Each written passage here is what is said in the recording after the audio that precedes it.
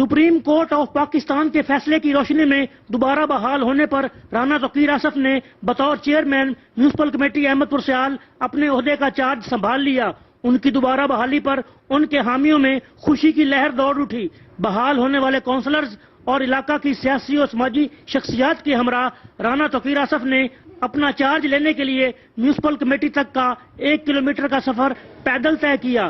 جہاں جہاں سے یہ قافلہ گزرتا گیا، چیئرمین کو ہار پہنائے جاتے رہے اور گل پاشی بھی کی جاتی رہی۔ میونسپل کمیٹی پہنچنے پر عملہ نے چیئرمین رانا توقیر آصف کا پھول کی پتیاں نچھاور کر کے گرم جوشی سے اور پرتپاک استقبال کیا۔ اس دوران مبارکباد دینے والوں اور مالائیں پہنانے والوں کا تانتا بندھ گیا۔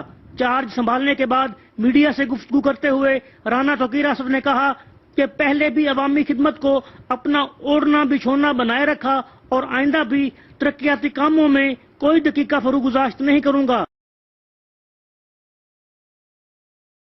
پورے شہر کا چکر لگانا ہے، جہاں جہاں مجھے کچھ نظر آئے گی خامیاں، اپنی پوری ٹیم کے ساتھ، کبھی کسی کے ساتھ کبھی کسی کے ساتھ، جس طرح کسی کے ٹائم ہو، اور پوری خدمت خلق کے جذبے کے ساتھ احمد پور سیال کی بہتری کے لیے جو ممکن ہو سکے گا رانا وہ توقیر آصف نے پوری طاقت سے اسسٹنٹ کمشنر احمد پور سیال نیاز احمد مغل سے بھی ملاقات کی اور انہیں اپنے بھرپور تعاون کی یقین دہانی کرواتے ہوئے کہا کہ مل جل کر علاقہ کی تعمیر و ترقی میں اپنا کردار ادا کریں گے۔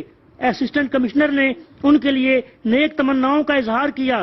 تنویر حسین، سٹار نیوز، احمد پور سیال۔